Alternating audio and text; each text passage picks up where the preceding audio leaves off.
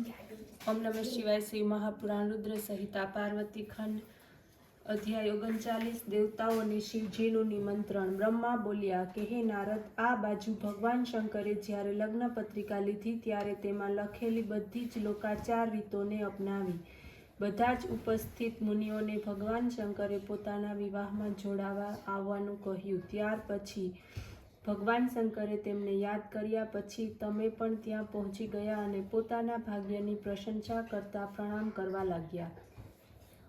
ત્યારે પ્રસન્ન થયેલા શિવજી કહેવા લાગ્યા, હે શ્રેષ્ઠ મુનિઓ, જે કંઈ હું આપને કહું છું તે પરમ તત્વને તમે ધ્યાનપૂર્વક સાંભળો। હે નારદ, તમારા કહેવાથી જ પાર્વતીજીએ ઉગ્ર તપસ્યા કરી હતી, જેના ફળ સ્વરૂપે પ્રસન્ન થઈને હું તેને પતિ થવાનું વરદાન આપી આવ્યો છું। હવે ત્યાંથી લગ્ન પત્રિકા પણ આવી ચૂકી છે। આજથી 7મા દિવસે પાર્વતીજીની સાથે લોકરીતિ પ્રમાણે મારો શુભ વિવાહ થશે।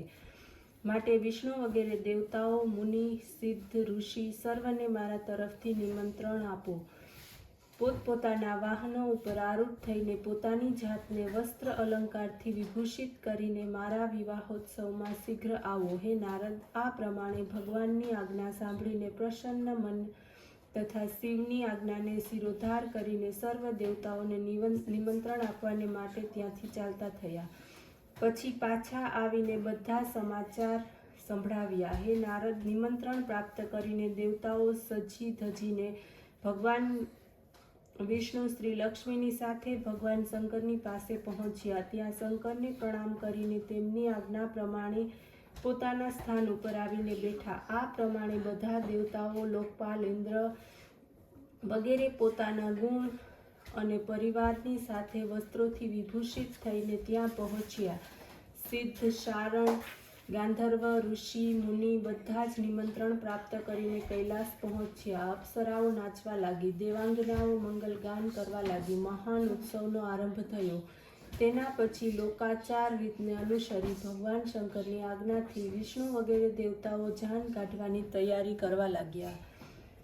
સપ્ત ઋષિઓ શિવને શૃંગાર કર્યો, મસ્તક ઉપરનું ત્રીજું નેત્ર મુકુટ બની ગયું, ચંદ્રકલાનું તિલક લગાવ્યું, ગળાના સર્પોએ પોતાની ફણોને બંને બાજુથી ઊંચી કરી લીધી, તે સુંદર કુંડળની જેમ શોભવા લાગ્યા। આ પ્રમાણે બધા સાપ લપેટાઈ ગયા, તે અગંધ વગેરે આભૂષણ બની ગયા। બધા અંગો ઉપર ચિતાની ભસ્મ શોભવા લાગી ને વસ્ત્રના સ્થાને સિંહ તથા ગજ ચર્મ શોભાયમાન થવા લાગ્યું। આ પ્રકારના વરરાજા બની શોભવા લાગ્યા। વિષ્ણુ કહેવા લાગ્યા, હે શંકર, આપ ગૃહ્ય સૂત્રની વિધિ પ્રમાણે વિવાહ કરો। મંડપ સ્થાપના, નાંદી શ્રાદ્ધ વગેરે લોકરીત પ્રમાણે કરો, જેથી આપના યશની વૃદ્ધિ થાય અને લોકો આ પ્રમાણે અનુસરે। બ્રહ્મા બોલ્યા, હે નારદ, આ સાંભળીને મહાદેવે એ વાતનો સ્વીકાર કર્યો।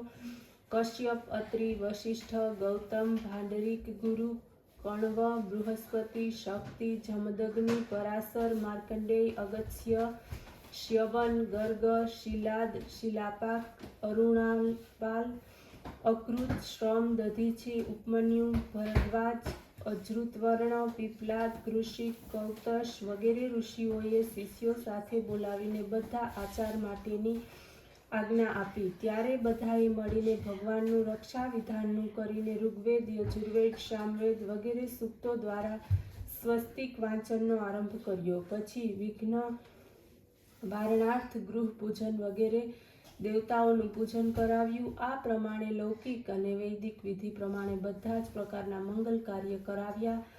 આ બધું થઈ જતાં મહાદેવજી નમસ્કાર કર્યા। તેમની આજ્ઞા લઈને સાજન મહાજન સાથે જાન લઈને મહાદેવજીએ પ્રસ્થાન કર્યું। અધ્યાય 40 વર યાત્રા। બ્રહ્મા બોલ્યા, હે નારદ, જે સમયે મહાદેવજીએ નંદીશ્વર આદિ ગણોને પ્રસ્થાન માટે આજ્ઞા આપી અને કેટલાક ગણોને રક્ષાને માટે ત્યાં જ ગોઠવી દીધા, હે નારદ, તે સમયે ગણોના સ્વામી શંખકર્ણ કરોડો ગણોની આગેવાની કરતો ચાલ્યો। કેકારક્ષ નામનો ગણ પોતાની સાથે 10 કરોડ ગણ લીધા। વિષ્ટભંગ તથા વિકૃતના 8 કરોડ ચાલવા લાગ્યા। વિખાસને 4 કરોડ ગણ સાથે લીધા।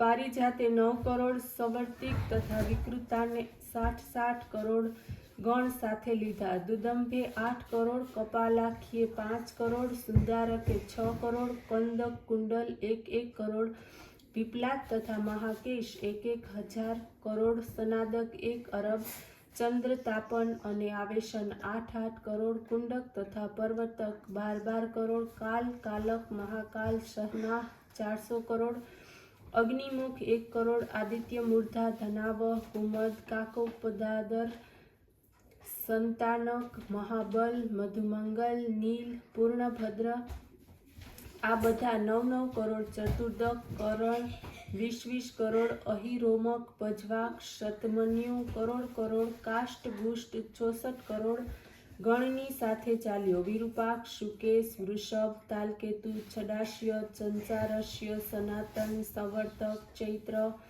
લકુલિશ, લોકાંતક, દીપાત્મા, દૈત્યા, કષ્ટદેય, ભૃગી, રીતિ, શ્રીમાન, દેવપ્રિય, અશ્નિ, ભાનુ વગેરે ગણોએ 64,000 ગણોને સાથે લીધા. ભૂત એક જ અજબ પ્રથમ 3 કરોડ, રોમજ 20 કરોડ અને વીરભદ્ર 66,000 ગણને જાનમાં લઈને ગયો.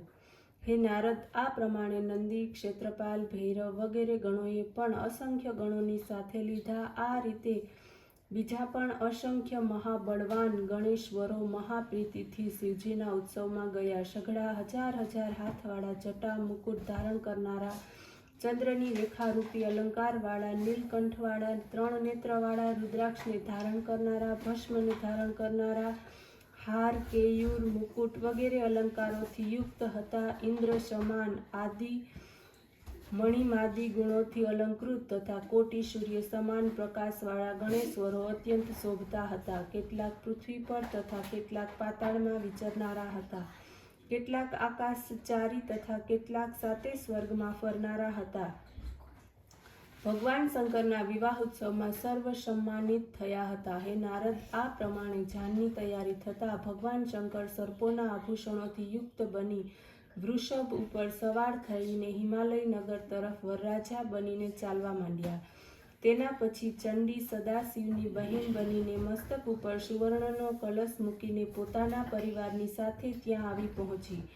તે પણ વિવિધ પ્રકારના ચરિત્રોને અનુસરતી બધા ગણોને આગળ કરીને ચાલી. તે સમયે ડમરૂ, શિંગ, શંખ અને નગારા વાગવા લાગ્યા. બધા દેવતાઓ ને વચ્ચે વિષ્ણુ ચાલતા થયા, જેના મસ્તક ઉપર છત્ર હતું. હું પણ વેદ, શાસ્ત્ર, પુરાણ, આગમ વગેરેની સાથે સનકાદિ સિદ્ધિ અને પ્રજાપતિઓની સાથે લઈને તેઓની સાથે જઈ રહ્યો હતો. ઓમ નમઃ શિવાય.